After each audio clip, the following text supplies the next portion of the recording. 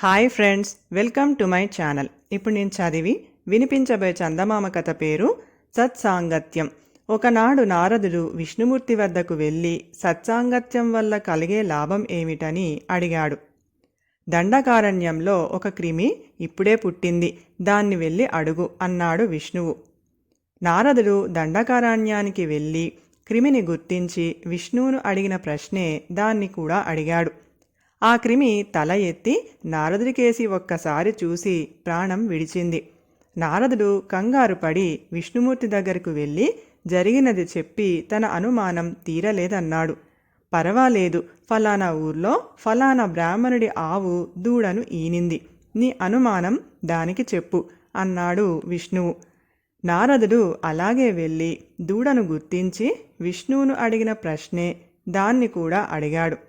ఆవు దూడ తల ఎత్తి నారదుడికేసి 2 క్షణాల పాటు చూసి చచ్చిపడిపోయింది. నారదుడు మళ్ళీ విష్ణువు వద్దకు వెళ్ళి జరిగినది చెప్పి తన అనుమానం తీరలేదన్నాడు. దక్షిణ దేశంలో చోళరాజుకు ఇప్పుడే ఒక కొడుకు పుట్టాడు, వాణ్ణి వెళ్ళి అడుగు అన్నాడు విష్ణువు. నారదుడు చోళరాజు కొడుకును కలుసుకొని భయపడుతూనే తన ప్రశ్న అడిగాడు.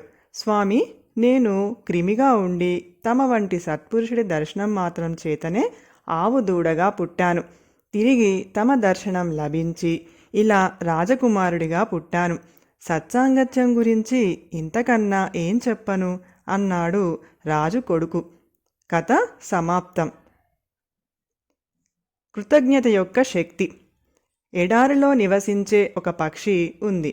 అది చాలా అనారోగ్యంతో ఈకలు అన్నీ రాలిపోయి తినడానికి మరియు తాగడానికి ఏమీ లేకుండా, నివసించడానికి ఆశ్రయం లేకుండా, ఇలా చెప్పడానికి అలవిలేని బాధలతో, అనారోగ్యంతో, అష్టదరిద్రాలతో చిక్కుకొని ఉంది.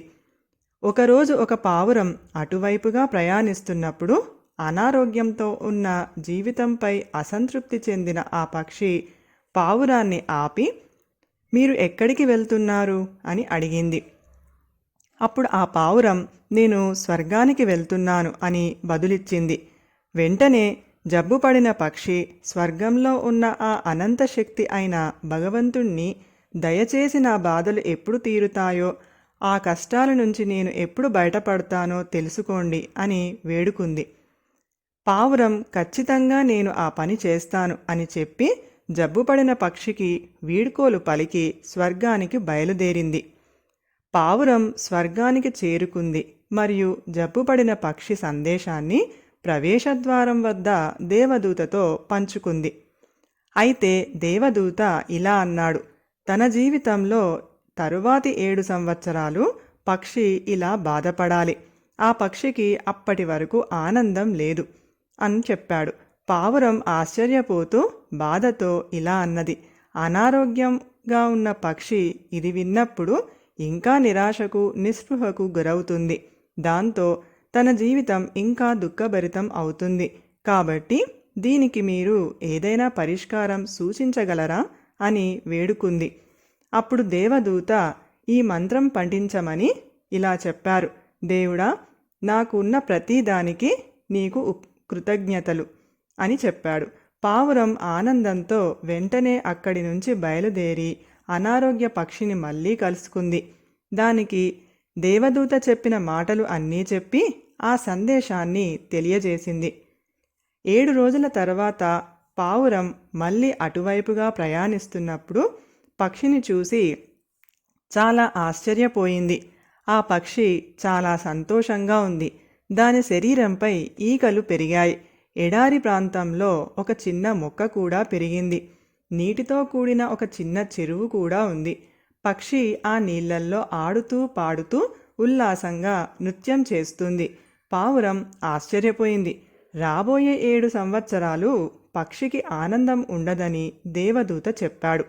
మరి ఏంటి, ఈ పక్షికి 7 రోజుల్లోనే అన్ని కష్టాలు తీరిపోయాయా అని ఆశ్చర్యపోయి ఈ ప్రశ్నను దృష్టిలో పెట్టుకొని పావురం స్వర్గం ద్వారం వద్ద ఉన్న దేవదూతను దర్శించడానికి వెళ్ళింది.